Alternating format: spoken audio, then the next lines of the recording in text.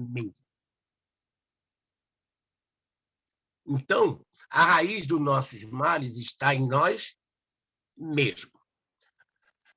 Allan Kardec, sempre ele, não podia deixar de ser ele. No Livro dos Espíritos, Lei do Trabalho, pergunta 685A. Ele pergunta: no entanto, que fará o velho que precisa trabalhar para viver, mas está incapacitado para o trabalho? Resposta do Espírito: o forte deve trabalhar para o fraco. Na falta da família, a sociedade deve tomar o seu lugar. É a lei da caridade. Agora é que vem o libelo, que é a explicação de Allan Kardec. Não basta dizer ao homem que ele deve trabalhar. É necessário que aquele que precisa do trabalho para viver encontre em que se ocupar, o que nem sempre acontece. Quando se generaliza, a falta de trabalho assume proporções de um flagelo, como a miséria.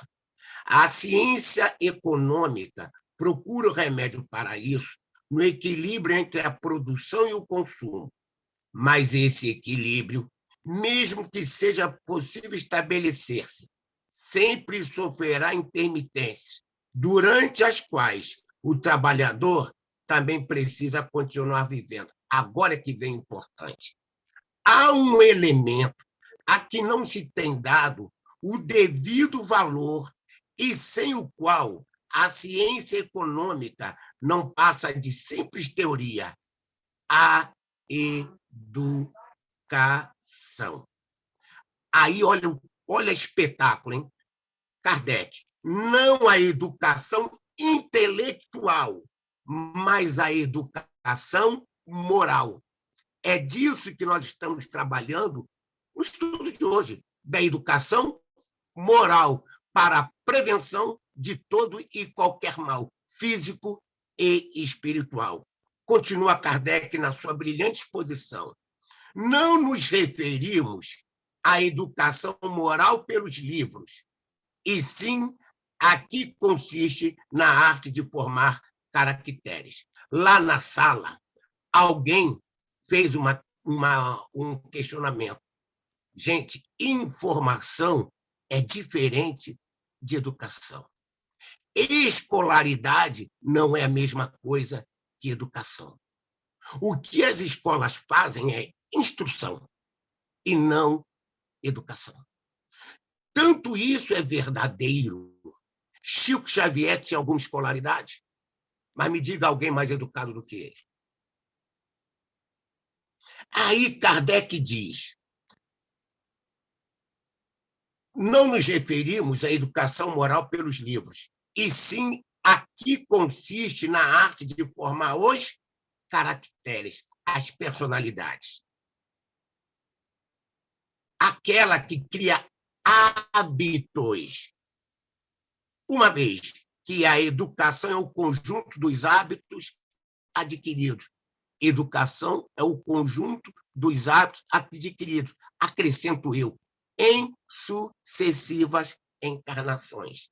Me diga se Bezerra de Menezes não é educado. Me diga se Emmanuel não é educado. Se Krishnamurti, Mahatma Gandhi. Todas as grandes almas são educadas porque são evoluídas, transformaram a instrução, a informação em conduta ética, em conduta moral, pois é isto que previne todos os males, materiais ou emocionais. Continua Kardec. Quando se pensa na grande quantidade de indivíduos que todos os dias são lançados na torrente da população, sem princípios éticos e morais, sem freios, entregues a seus próprios instintos, quando esta arte for conhecida, a educação, compreendida e praticada, o homem terá no mundo hábitos de ordem e previdência, cuidado, prevenção consigo mesmo. Por isso que Jesus dizia, vigiar e orar. É prevenção. Quando esta arte for conhecida, compreendida e praticada, o homem terá no mundo hábitos de ordem e de previdência para consigo mesmo e para com os seus. Aí é que surge a grandeza. Devido à característica de planeta de prova e expiação, há catástrofes que não podem ser evitadas, mas podem ser atenuadas se nós tivermos hábitos, costumes, conduta, comportamento ético, moral. Isto é que faz a alma educada. Não adianta eu ir para Harvard, fazer pós-doutorado, doutorado, nada disso, se meu caráter é doentio. Os nazistas, todos, eram homens inteligentíssimos, mas olha como praticavam o conhecimento. Para que vocês ainda completem a informação do que nós estamos dizendo, no livro Caminho, Verdade e Vida, a lição 136, ditada por Emmanuel, é esclarecedora: ciência e amor. Porque se a ciência adota o homem de raciocínios mirabolantes, só o amor mostra e direciona como esse conhecimento deve ser dirigido em favor do outro. Porque eu só posso ser feliz com o outro na minha vida. Então, conhecer não é acumular informações. Eis o que disse Sócrates: eu só sei que nada sei. Então, conhecer é ter noção da sua própria ignorância, daquilo que eu preciso saber para a construção de um ser sadio, físico e mentalmente. Ainda na outra sala, a Olívia fez uma colocação interessante de que a Organização Mundial de Saúde diz que não há doenças, mas doentes. Por que isso? Só existe doença quando eu fico doente. Então, se eu for uma criatura física, mentalmente, espiritualmente sadia, eu não terei doenças. Por exemplo, a tuberculose. A tuberculose só existe a partir do momento em que eu fico tuberculoso.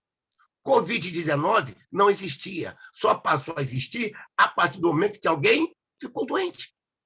Então, não existem doenças, mas doentes.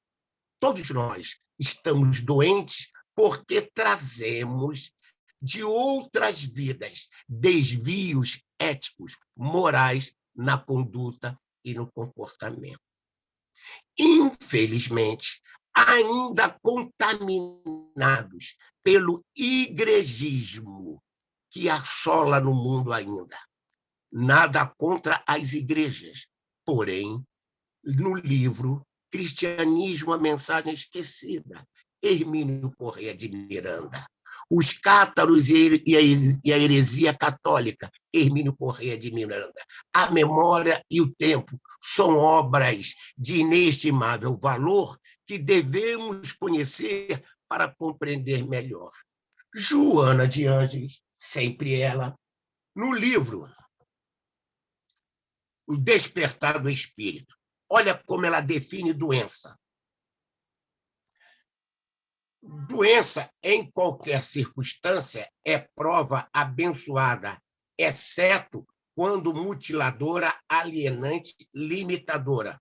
Constitui expiação oportuna de que as soberanas leis se utilizam para promover os calcetas que, de alguma forma, somos quase todos nós. Reparem que aí, o que ela está querendo mostrar? Que as matrizes de todas as enfermidades são a má conduta e o mau comportamento, ou, como Kardec acabou de mostrar, a falta de educação.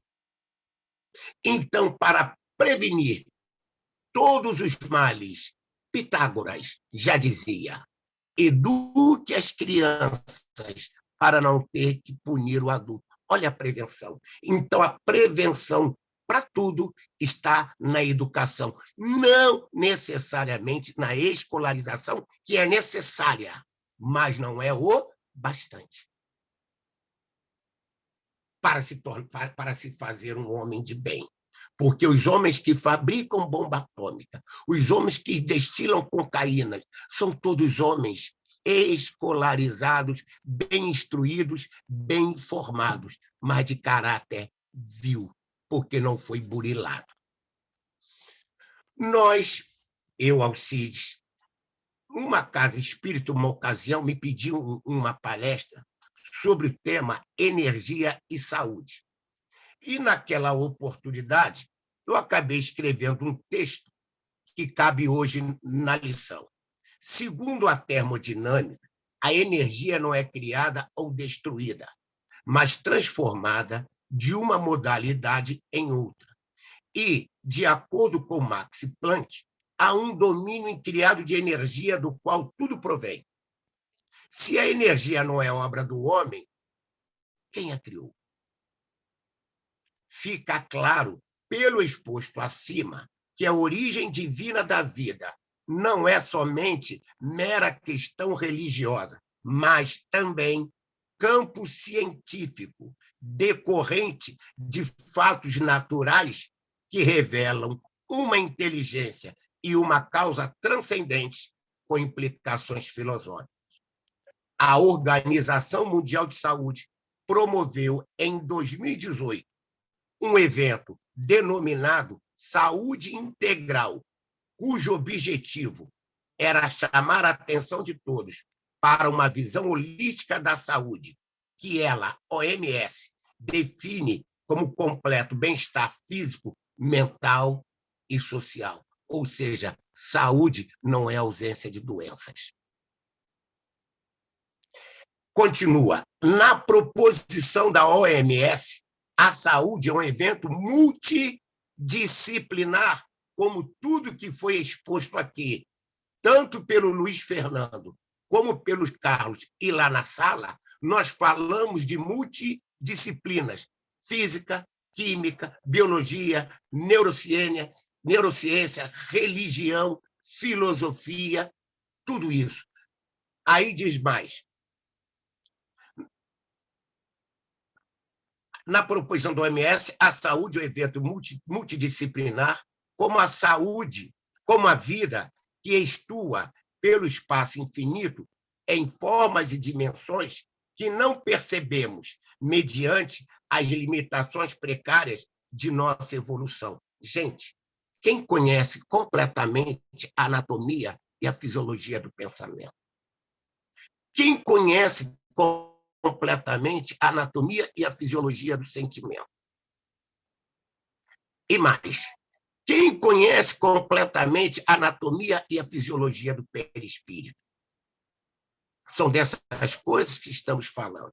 Aí diz, a morfologia, anatomia, fisiologia humanas estudadas nas ciências da saúde são verdadeiras, mas incompletas, porque apresentam uma concepção unidimensional do homem, desprezando o espírito, que é a matriz de toda a expressão biológica do ser. O que se quer dizer com isso? Hoje, quarta-feira, eu fui dar uma aula de bioquímica. E como eu fui falar em neuropeptídeos, uma menina me fez uma intervenção do seguinte teor: professor, o que provoca todas essas reações? Olha a pergunta da menina. Eu falando de neuropeptídeos e neurotransmissores, e ela me perguntou, professor, o que provoca essas reações? Aí eu disse para ela, a Organização Mundial de Saúde define o homem como ser biopsicossocial e espiritual. Biopsicossocial e espiritual. Aí eu falei, minha filha, então, o que nos resta é estudar essa dimensão, o espiritual. Inclusive, a palavra psicologia significa estudo da alma, do espírito. Aí a gente entra na questão do igrejismo. Qual é a visão espiritual que as igrejas nos apresentam? dia que eu vou ficar dormindo sono eterno. No dia do juízo, eu serei julgado, ou céu ou inferno. São essas coisas que precisamos meditar. Aí eu disse a ela, minha filha, a UF, Universidade Federal Fluminense, ali ó, em Niterói, já tem no curso de graduação de medicina a cadeira de medicina e espiritualidade. A USP também, e assim diversas universidades no mundo. Aí ela virou, poxa, professor, mas ninguém fala essas coisas, ninguém sabe dessas coisas. Enquanto a realidade espiritual da vida for ignorada, desacreditada como é, tanto que nós que somos espíritas, como os teosofistas, hinduístas, budistas, se nós dissermos assim, nós somos cristãos, nos perguntarão, qual igreja que você frequenta? Não reconhece o teosofista, o budista, como cristãos que são. Aí você dirá assim, Alcides, o budista é cristão? É, porque Cristo é um estado de consciência, é o maior estado de consciência que a humanidade pode sonhar. Vamos continuar com os estudos. Pensamento, sentimento e vontade são ondas de energia que vitalizam ou não as células dos corpos, através dos nadis ou chakras. Aí, vocês prestem bem atenção. Imagina que no dia que nas faculdades das ciências médicas os nadis, os chakras forem estudados. A medicina vai operar, aí sim, verdadeiros milagres. E nós também estaremos operando verdadeiros milagres, porque os nossos hábitos, os nossos costumes mudarão também. Concluímos com a certeza de que toda forma de vida vive do que se alimenta, no intercâmbio energético do amor ou ódio. Quem odeia vive do ódio que nutre em si mesmo. E quem ama vive do amor que nutre em si mesmo. Olha o livre-arbítrio, olha a escolha de cada um. Do amor ou ódio de que se serve em atos, pensamentos, sentimentos e palavras, reveladores de saúde ou doença, nos quais nos movimentamos, trazendo, então, a importância da oração, dos passes, dos estudos como este. Qual é o propósito do estudo de hoje? Mudar os conteúdos psíquicos de cada um de nós, porque mudando os nossos conteúdos psíquicos, mudaremos o padrão do pensamento, do sentimento, da vontade, mudaremos o padrão de nossas ações, responsáveis por todo esse nosso desequilíbrio nas provas e expiações que geramos. Reparem que a sabedoria do Espiritismo, prova e expiação, não punição e castigo. Porque a doença não é punição nem castigo, é oportunidade de cura.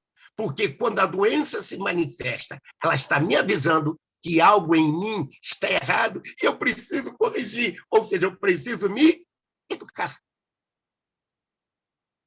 E quando eu tomo remédio e não mudei o padrão do pensamento e do sentimento, eu mascarei o sintoma, mas continuei doente. Por isso, o Carlos e o nosso amigo Luiz Fernando falando em diferença entre enfermidade e doença. Aí, lá na frente, a recidiva da doença se faz feroz, porque eu não mudei meus conteúdos psíquicos, nem os meus padrões de conduta e comportamento.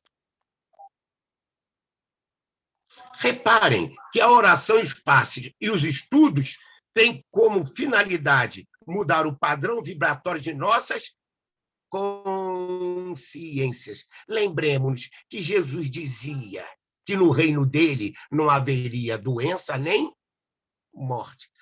Oração de Francisco de Assis. Senhor, fazei de mim um instrumento de vossa paz.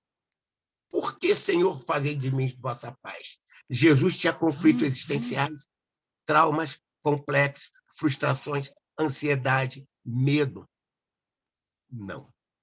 Aquilo que Paulo de Tarso disse, ainda que o corpo, como roupa velha, se rasgue, se corrompa, o espírito sai curado, redimido, cada vez mais jovem. Me diga uma foto de Bezerra de Menezes que o aspecto dele não seja jovial.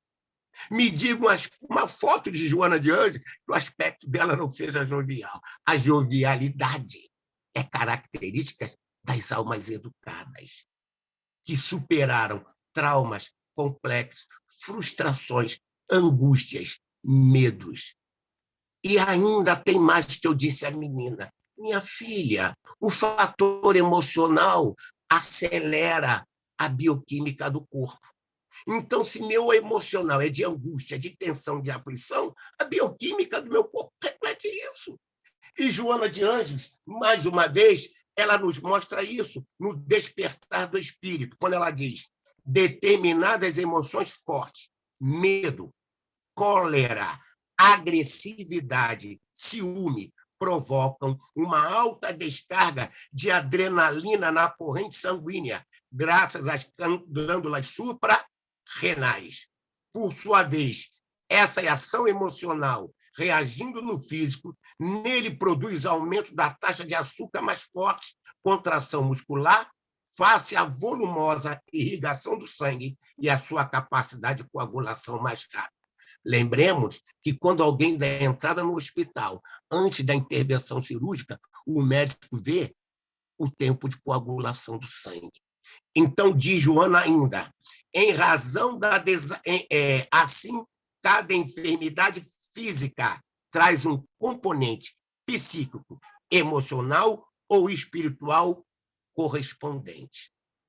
Então, meus amigos, enquanto a ciência, a filosofia, a religião, a arte, que são expressões da consciência humana, não revelarem o espírito como semente, matriz da vida, estaremos todos doentes.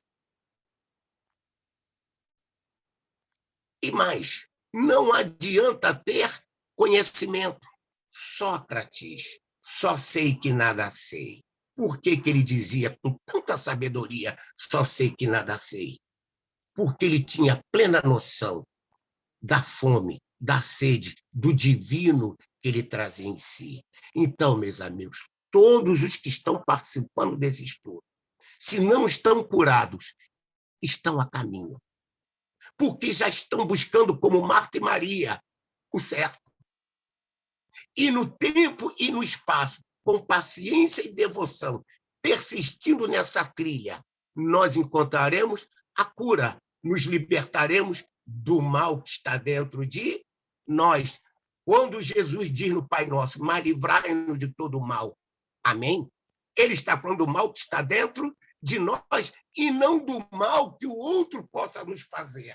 Porque o que nos atormenta é o mal que um dia praticamos contra o outro. Permitam-me contar aqui um caso particular, que atesta bem essas coisas.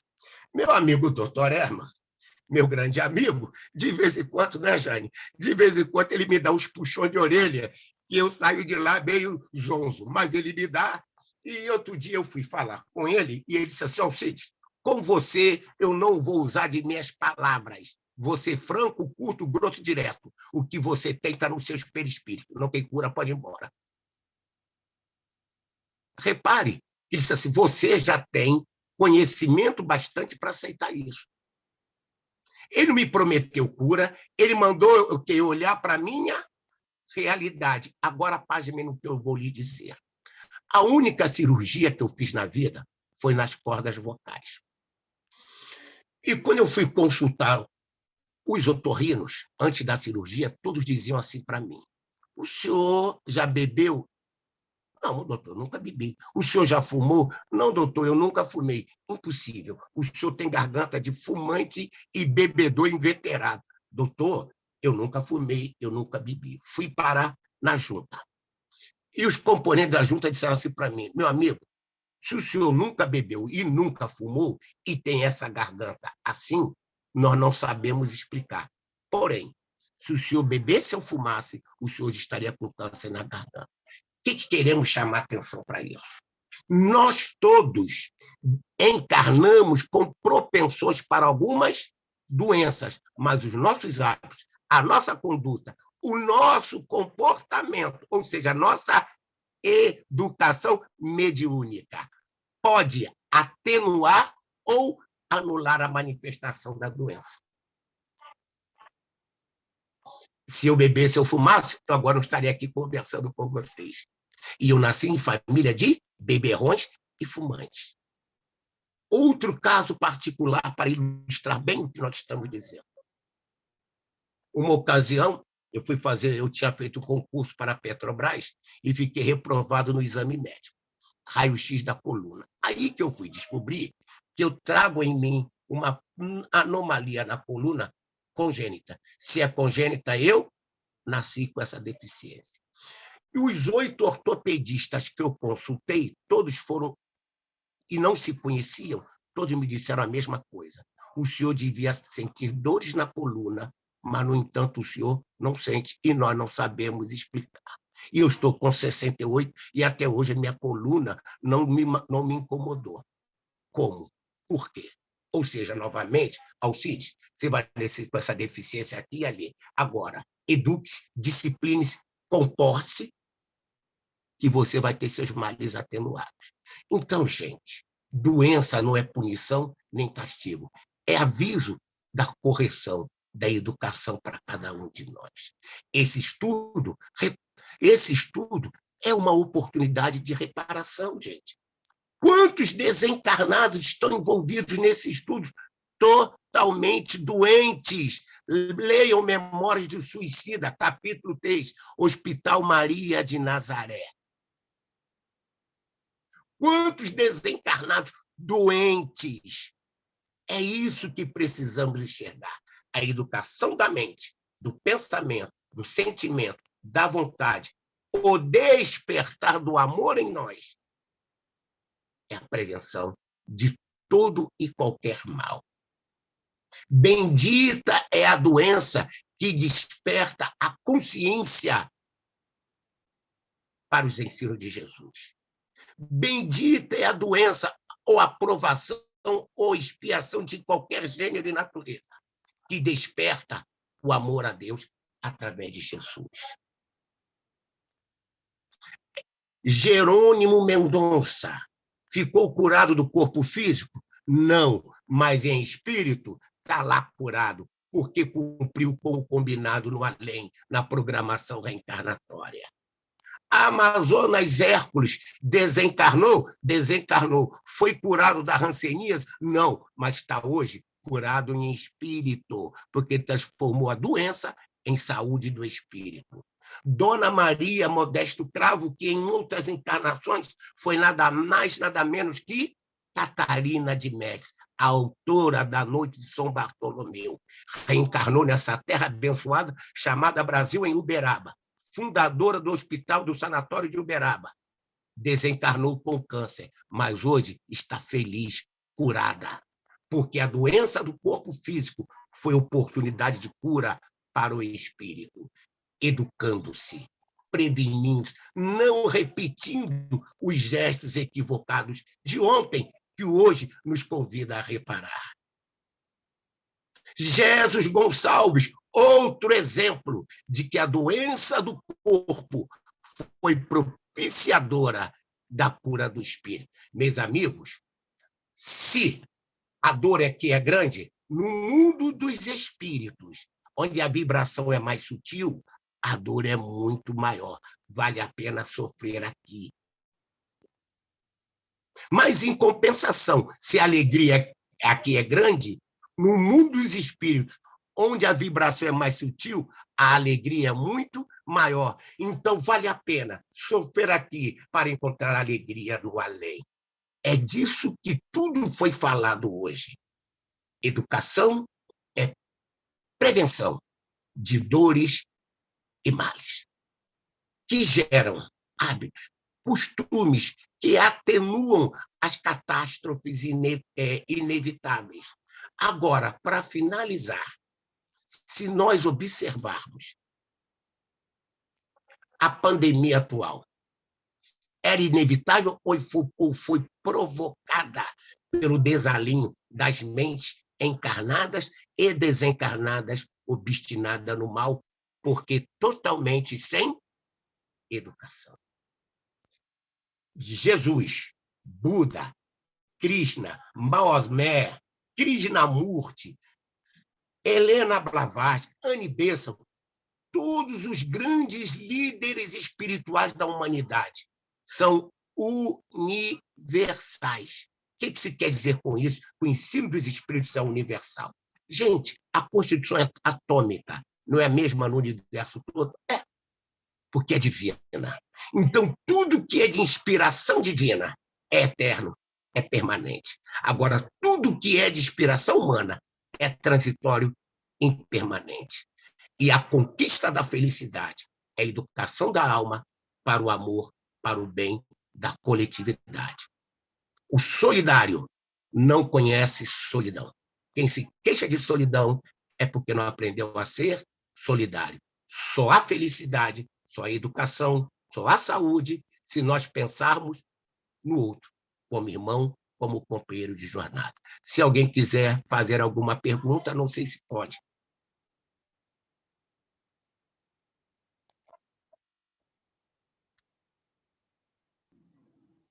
Não dá mais Fala, tempo. Não dá mais tempo, meu bem. Olha, obrigado, hein? Muito obrigado, parabéns a todos os participantes do evento. Foi um banho de energia superior para reanimar a gente. Sim, sim. Nós agradecemos ao Fernando, a toda a equipe, João Luiz, Neidinha, Carlos Mariano, aos amigos que chegaram e contribuíram aí nesse processo de intermediação das informações, né? Multiplicando aí na hora de passar para a gente, a Adriana, a Sâmia, o Jorge, a todos que direta e indiretamente estão envolvidos, e a vocês que estão aqui neste momento, nesta manhã, comungando dessas vibrações importantes, porque se a gente se propõe a trabalhar na mediunidade, a trabalhar numa casa que tem essa proposta de trabalho, a gente precisa se conscientizar e se munir de informações que possam não somente destruir, mas, como bem colocado pelo nosso amigo, nos educar. Porque, senão, a gente entra num automatismo adoecido de um trabalho. Então, nosso agradecimento a todos os espíritos que são incansáveis em aguardar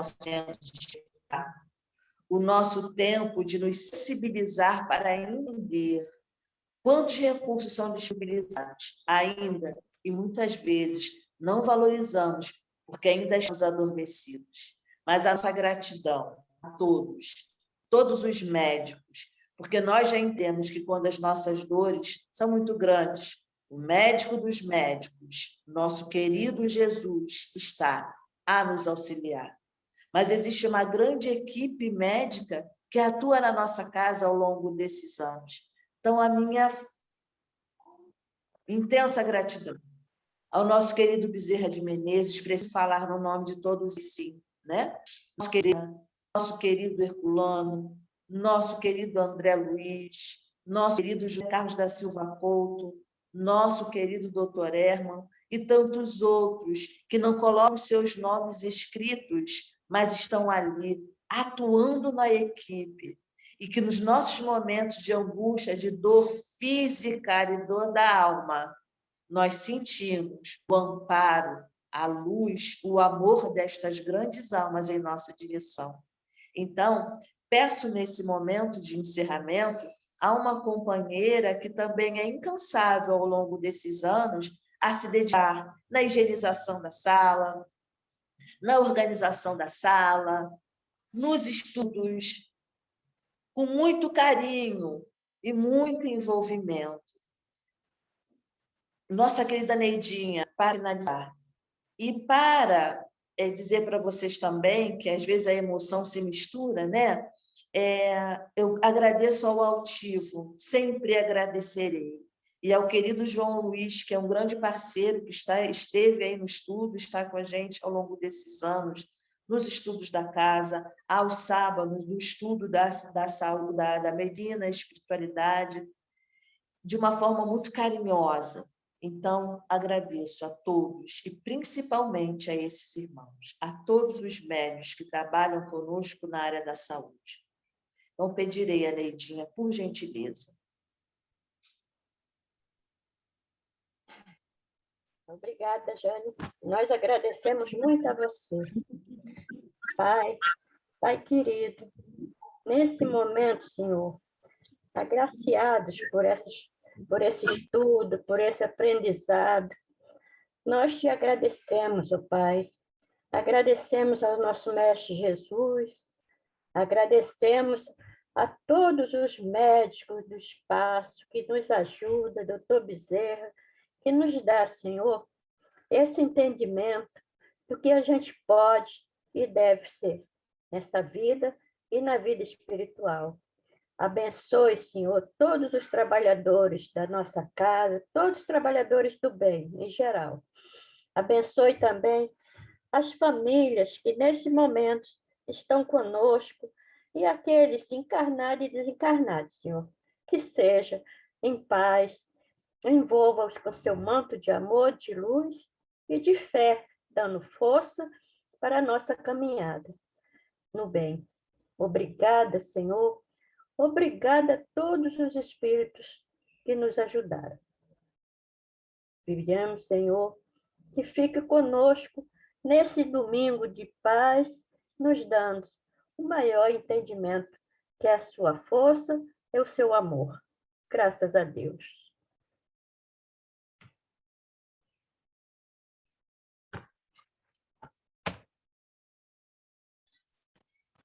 Teu microfone, Jane. Agradecendo a todos os médicos que trabalham na área da saúde da casa, a Madeleine, a Neidinha, enfim, ao Evaldo, que está lá ajudando, a todos, independente do nome, que todos fazem uma equipe. E eu gostaria só de fazer alguns apontamentos importantes para a gente encerrar. Hoje à noite, ainda continuamos o estudo, de 7 às 8h30. Marcelo Alves vai estar com a gente. Então, vamos lá, respirar fundo, almoçar, descansar e preparar nossa mente para a rotina da noite, tá bom? Para a bateria saudável da noite. Só que, no mês agora de novembro, tem uma coisa boa para falar para vocês. Também tem encontro do Espiritismo na Arte. E aí, a gente pede mais uma vez para vocês, como bem colocado pelo Alcides, a arte nos ajuda no nosso processo da nossa saúde mental e espiritual, uma das expressões de Deus. Então, vamos estar juntos aí em novembro. Alex, o designer, já está preparando, já vai preparar um material belíssimo, só quando ele bota a mão nas coisas, é o belo chegando, né? Então, vamos estar lá. A Alex vai fazer um trabalho bem legal para a gente. E no ano que vem, o encontro de medicina, teremos o doutrinária, que é essa parte que foi para a gente ligar todo mundo. Já estamos aí há alguns anos, 18 anos já fazendo esse trabalho. Ano que vem, nós vamos ter a Científica 1 e a Científica 2. Então, nós vamos ter 3 grupos de trabalho diferenciados. Então, ano que vem, por favor, estejamos aqui para que a gente possa multiplicar esse conhecimento e entender cada vez mais a importância de estarmos juntos estudando para fazermos um trabalho melhor. Que Deus nos abençoe, que Deus nos ilumine e tenhamos um bom domingo. Um beijo no coração. Obrigada, Jane. Obrigada a todos. Acho que os microfones estão liberados agora, para vocês darem o tchau. Obrigada, Jane, por tudo. Ótimo trabalho. Pessoal. Valeu. Obrigada, Parabéns. Obrigada a todos. Bom dia a todos. Bom dia a todos. Obrigada a todos. Tchau, tchau, gente.